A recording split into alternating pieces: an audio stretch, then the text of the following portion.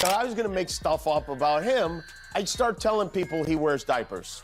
I would explain that it's a long trial. He drinks a lot of Diet Cokes to stay awake. He's getting up there in years, and it's perfectly normal for a man of Trump's age and carriage to wear absorbent undergarments to stop the leaks. So, I mean, if I was making stuff up, that I would point out that the reason he stands like this and golfs like this and plays tennis like this is because he has a full diaper strapped around. Kimmel's a loser. Trump just completely lost his meltdown. Mind after Jim Carrey and Jimmy Kimmel completely destroyed his marriage on live television.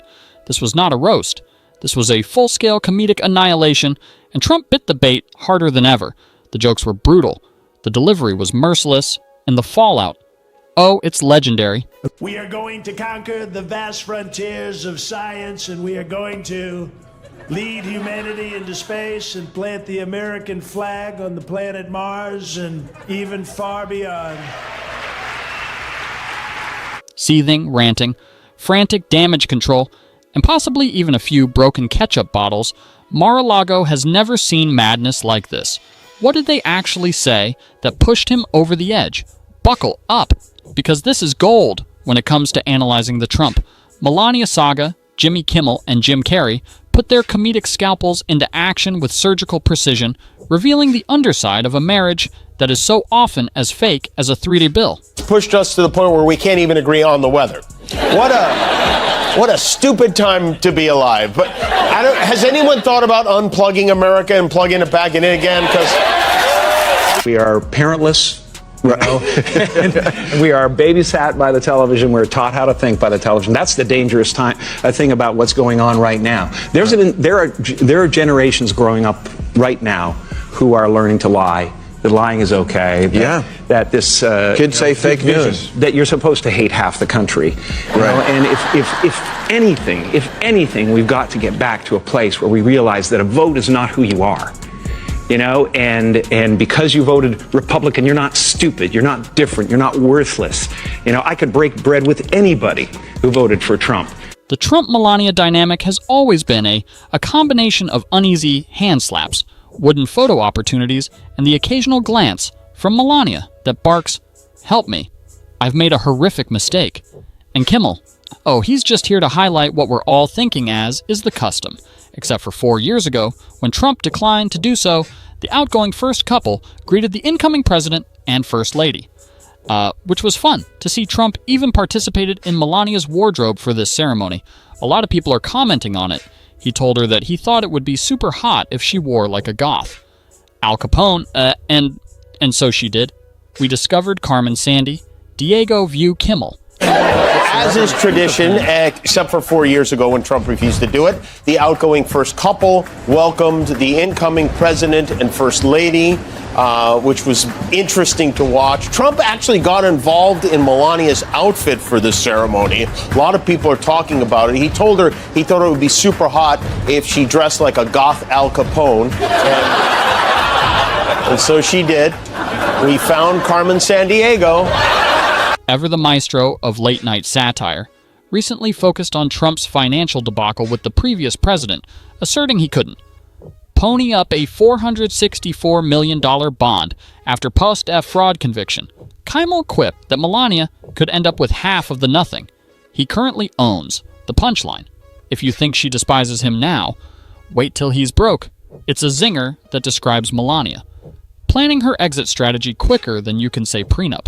Melania's whole vibe with Trump is what it's like when your phone is at 1% battery and you're scrambling to get it to last. She looks like she's buffering all the time, whenever he talks like she's loading a response. But the Wi-Fi signal is just too poor. Kimmel has nailed this with accuracy, often emphasizing those going viral moments when Melania evaded Trump's efforts to clasp her hand, who knew public rejection was a repeat event at the White House, and there she stood, treating Trump's hand as if it were coated in stale ketchup. Then there's the book deal, Melania, the woman who spent years mastering the art of uttering absolutely nothing, now has something to say. Kimmel quipped that the proceeds from her book would be donated to her favorite charity, a body double hiring fund to survive marital commitments. Because let's be real, if there was ever a woman who seemed to outsource her marriage responsibilities, it's Melania. There have been more body double conspiracy theories surrounding her than there were exit strategies in Trump's business bankruptcies. Kimmel also couldn't help. When Trump went on a bizarre anti-pee paper straw tirade, most people just drink their beverages and continue their lives. But Trump, no. He made it political, Kimmel noted. While Trump despises paper straws, he sure does enjoy plastic, specifically in the form of wives the man has amassed, marriages such as limited edition, collectible trading cards, and with each new revision, the hair is bigger, the facial expressions more frozen, and the tolerance levels perilously low and handy. Listen, the fact of the matter is, Trump is enamored of plastic. Most of his wives are plastic. We're going to have a lot of plastic. And let's not forget the moment Kimmel picked up on a strange moment with Melania. People always asking me, what was your favorite memory as First Lady? It was in 2020 when Donald get the China virus and he was airlifted to hospital like sick elephant. Darren and I threw party on that lawn. We danced around giant bonfire and shot fire cookers at Mike Pence. I had Lincoln bedroom all to myself and did not sleep wink. Too many smiling. Sadly, the elephant make it. Yeah, it's humpy time. Elephant find me. When is he going to jail? I'm taking off my spank. And Gavin Nome following a wildfire briefing in California. Anya welcomed the governor with more energy ever seen in her interactions with Trump. The web picked up on Kimmel. Picked up, and all of a sudden, a harmless welcome turned into the funniest subplot to the endless Trump saga. Perhaps it was the juxtaposition. One moment she's resembling. She's attempting to get out of a hostage scenario, and the next, she's showing off a bright smile at a governor who at least can put two sentences together. The thing with Trump and Melania's relationship is that it's like a reality show. No one auditioned for. He's the boisterous, brash guy who is always embarrassing himself, and she's the wife who appears as if she's psychically checking out in every public outing. Kimmel doesn't even need to overdo it. He simply holds up a mirror and allows the ridiculousness to speak for itself. And somehow, it's funnier than anything Trump has ever done on purpose. Just when it had looked like Jimmy had landed the knockout blow, Jim Carrey comes along and lands a knockout punch on Trump that brings the world to its knees. Jim Carrey's evolution from rubber-faced clown to political satirist is akin to viewing a clown replace his red nose with a sledgehammer. The fellow who formerly spoke out his backside in Ace Ventura presently employs his talent to speak shit about Donald. Trump, and oh my, how the wind has changed. Visualize waking up and discovering that the fellow who previously had you cracking up with Al Righty is now drawing the 45th president as crazed jackal. Lantern Carr's cartoons are rather ha-ha, less humorous, and more oh-snap brutal. Every stroke of his pen, cutting through the orange veneer to expose the disorder underneath. It's like he's drawn all the stretchiness out of his face and poured it into his cartoons, stretching the truth just enough to snap back into a stinging reality. In One Piece, Carrey portrays Trump as the Wicked Witch of the West Wing, melting under the radiance of truth. The satire is so hot that you half expect the Secret Service to appear with buckets of water.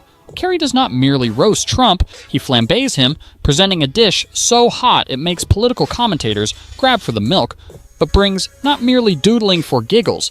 He uses his art as a call to arms, a means to rouse the public out of complacency. He once thought that if his cartoons might make one squirm, then he's doing his job. Mission accomplished. Jim looking at his work is like biting into a chili pepper, masquerading as a cherry, surprisingly intense, and leaving you wondering about your life choices.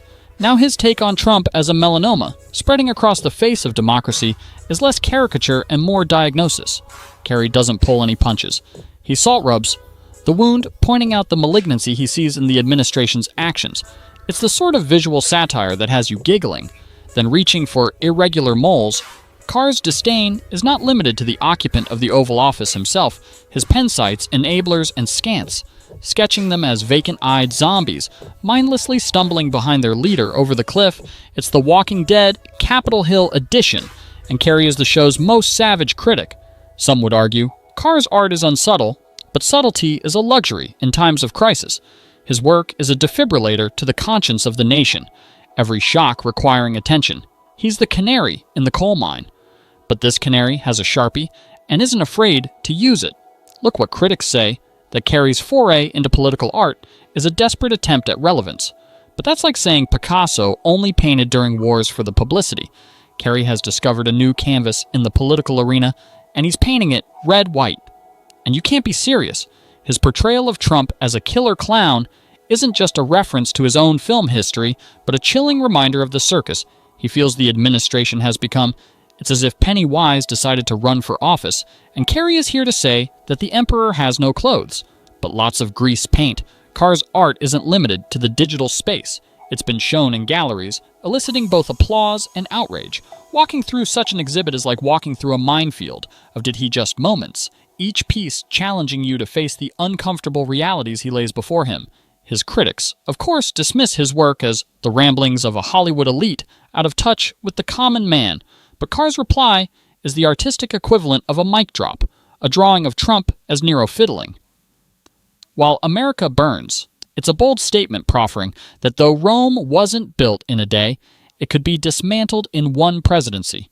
Evolution of Carr from slapstick to satire is proof that we live in an age when reality is stranger than fiction. Stand-up comedians are the truth-tellers, jesters are the historians, and Jim Carrey is the artist and abode of our collective anxiety.